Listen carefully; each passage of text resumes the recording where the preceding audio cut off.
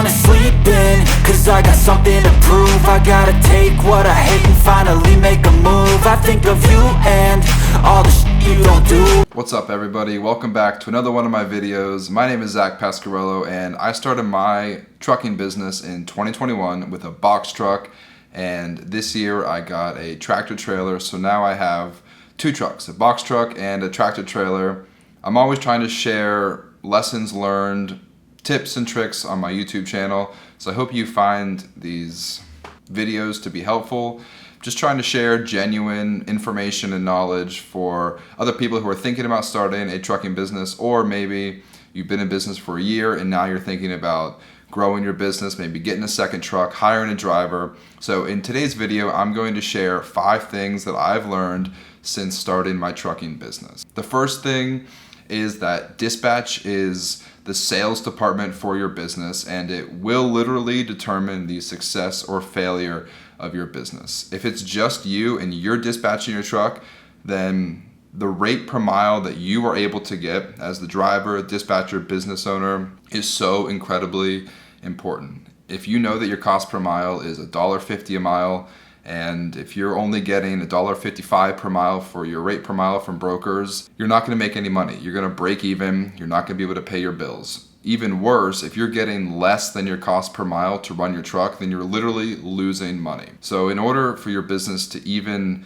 break even or be successful, you need to know your cost per mile, and then you need to negotiate with brokers and get better paying loads. You can drive so many less miles, you can work so many fewer hours if you're getting $2.25 per mile, $2.50 per mile for box truck drivers, or $3.50 per mile for tractor trailer drivers. You need to put in the extra time and energy and effort into dispatching your truck. If you can dispatch your truck at a good rate per mile, you will just be that much more successful. You don't need a better truck, you don't need to work more hours, you don't need a better maintenance program, you don't need a better fuel card. You just need to negotiate with brokers and dispatch your truck and get a better rate per mile. Now, if you are the driver and you hire a dispatcher, now it's even more important that you manage your dispatcher and really push him and encourage him to negotiate on your behalf. I always tell people, if you're going to be the driver, if you're the business owner, I recommend you dispatch your own truck. But if you don't have time to dispatch your truck, then hire a dispatcher,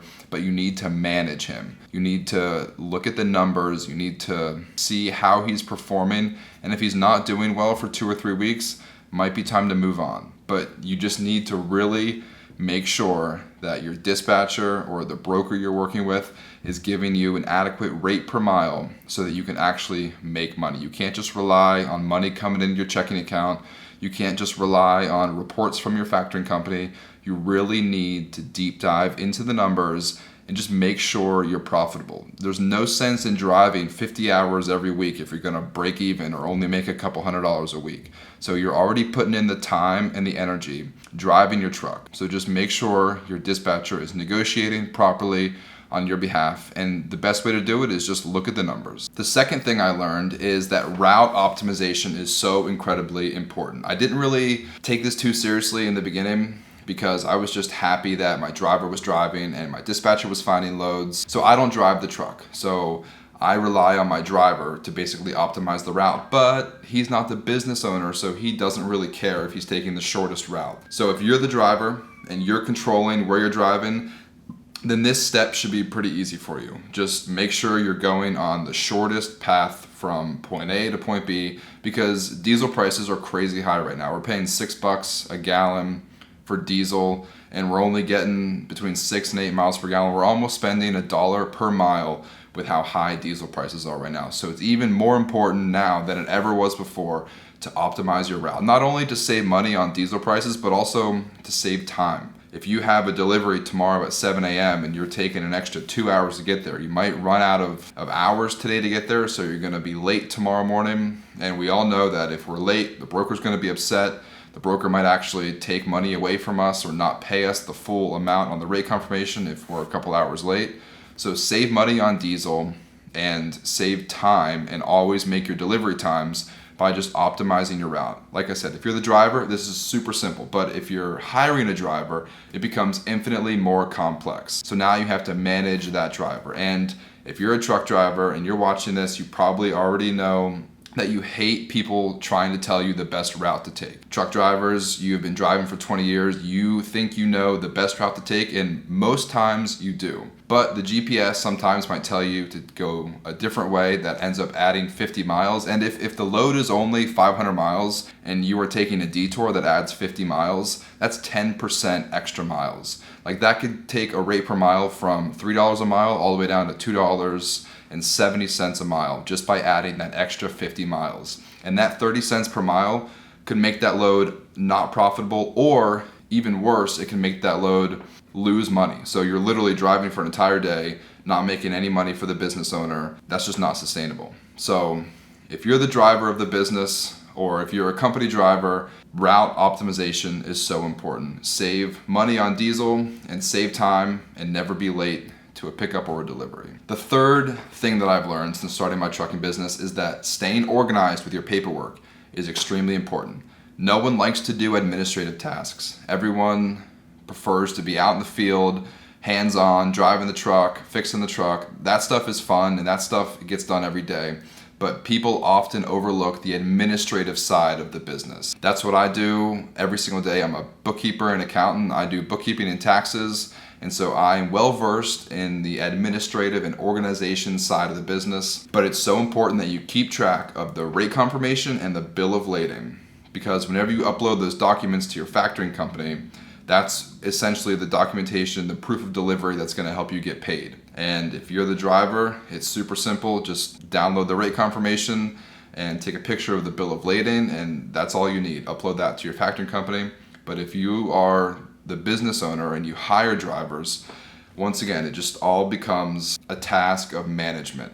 You need to manage your driver, you need to manage your dispatcher, you need to make sure your driver is taking a picture of the bill of lading and sending it to you, especially if it's 2 or 3 pages. As you know, the factoring company and the broker needs all 3 pages. So sometimes the driver only takes the picture of page 1, but you need all the pages, you need them clear, all 4 corners of the document. I've had dozens of issues with paperwork not being correct.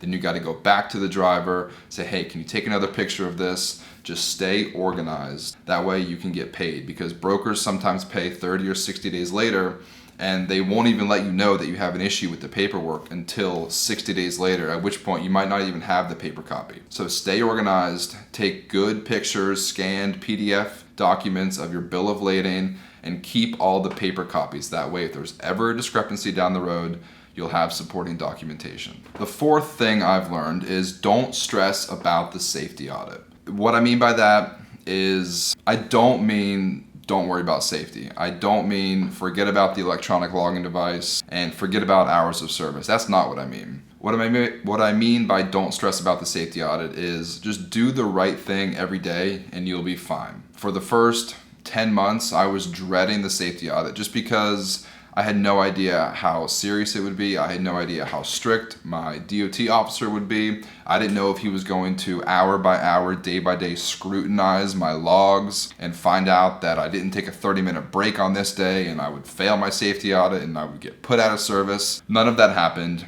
It was a super simple process. They just requested a couple documents that I obviously had, like a certificate of insurance, vehicle inspection, vehicle registration, driver's license, DOT medical card. It was so incredibly simple. All you need is the bare minimum, those documents I just named, and you obviously need to have an electronic logging device. Make sure you have that. Make sure you generally understand the hours of service. If a couple days here and there you go over your 11 hours or over your 14 hours or miss your 30-minute break, it's not the end of the world. Mistakes happen. You don't need to be perfect. You just need to generally follow the rules and you'll be okay. So don't stress about the safety audit.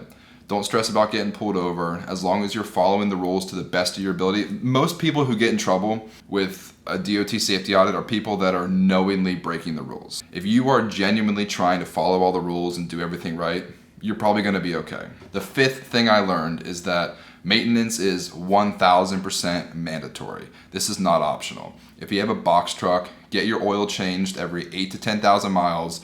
If you have a semi truck, get your oil changed every 15 to 20,000 miles. I know it all depends on the manufacturer and the engine and the type of oil filter. But generally speaking, make sure you stay up to date on your maintenance. Oil change is going to be the most common and the most often thing you do. I always recommend take your truck to the same mechanic every time. If you have to get an oil change over the road at a truck stop, fine. In case of emergency, you can do that, but try to get your truck home every month or every 2 months and go to the same mechanic. That way you can build that relationship with the mechanic. You can trust the mechanic that he's not going to overcharge you.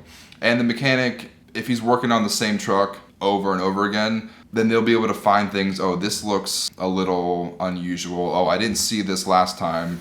We should probably take a closer look at this. Or, oh, I remember this from last time. Let's go ahead and fix this because it's getting a little bit more worn down. And then also make sure you're doing your pre-trip and your post-trip inspection. I'm not saying spend an hour going over every single little detail in your truck, but if you're driving your truck every day, then you already know maybe there's a small leak there. Maybe, this needs to be tightened down every once in a while. Just get to know your engine, get to know your truck, get to know the little quirks. Maybe this tire is always a little bit lower in tire pressure than that tire. Just spend a little bit of time going over the really important things with your engine, your tires, your lights, your brakes. Spend that extra 10 or 15 minutes before, in the beginning of the day, the end of the day, doing a pre and post trip inspection. And if you're not the driver, if you're hiring a driver, make sure you coach your driver on how to do those things. Whenever you're hiring him, make sure he shows you how to do a proper pre and post trip inspection. Give him a checklist. Say, hey, these are the things I want you to look for every single day. These are the things I want you to check every single night when you're done driving. Maintenance is so important, especially if you're going over the road. If you're 1,000 miles away from home, the last thing you want is to break down, especially if you're loaded. The broker's going to be upset. You're going to be 2 days late. You're going to have to go to some random mechanic 1,000 miles away. You're going to probably spend a premium, maybe on roadside assistance, spend the extra $1,000, do the maintenance every month, every 2 months at your mechanic that you trust in your hometown. I promise you're going to thank me for it later. Okay, I know I said 5 things in the beginning, but I actually have 3 more things that I just thought of that I want to touch on real quick. Similar to the maintenance thing that I was just talking about, I recommend buy a newer truck. You might find a great deal for a 2005 truck with 300,000 miles on it, and it's for only $10,000. You think, oh, this is great. It's so cheap. I'll be able to get started right now. I won't have to save up that extra $1,000. But you're going to pay in maintenance in the next 3, 6, 9, 12 months. I promise you. So save up a little bit of cash in the beginning. Buy a newer truck because older trucks are just more likely to break down. You're going to spend a lot more in maintenance on a weekly and monthly basis. And seriously, the most important thing is reliability when it comes to these trucks, because brokers and shippers and receivers, they need things delivered on time. So if your truck breaks down even for 2 or 3 hours and you're late, you're potentially losing money. You're potentially ruining a relationship with a broker or a shipper or a receiver. It's just not worth it. Invest in your business in the beginning. Buy high quality equipment. That way you're not breaking down, and that way you're not spending thousands of dollars every month repairing and fixing your truck. The next thing that I kind of didn't even realize in the beginning is network with local brokers and shippers. This is so important. The big national brokers are great to work with in the beginning, but I truly believe, and I haven't even really gotten to this point yet in my business, but I truly believe the best way to make money is to make those personal connections. If you can find direct shippers, they're going to pay you a lot more than what you're going to find on the DAT load board or even from brokers. And if you can connect with a good, solid local broker who has consistent freight, that'll even be better than finding the leftover scraps on the DAT load board. So take time out of your day to have lunch with a local manufacturer or a local distributor. Make sure you're sending really professional and on-time emails to brokers, providing proof of delivery, giving updates if you're going to be late, letting them know, hey, I'm on site. Just network and build those relationships with brokers and direct shippers and direct contacts, because that's really how you earn a higher rate per mile. Getting loads direct from shippers, getting the premium loads from brokers who you've built relationships with. Okay, the last thing I'm going to talk about is build relationships with loan officers and banks. If you want to grow your business, you're going to need financing. And you don't want to get financing from those random online financial loan officers who provide equipment special financing, because they're going to be charging you 10 or 15% interest. But if you can get connected with a local bank, if you can build a really solid relationship with a loan officer at that bank, then that person's going to be able to give you a much better loan. So if you're looking at getting a second, third, or fourth truck, and if you can get an interest rate at 5%, with only 20% down payment, that's going to be infinitely better than any loan you're going to be able to find from some online special financing equipment guy.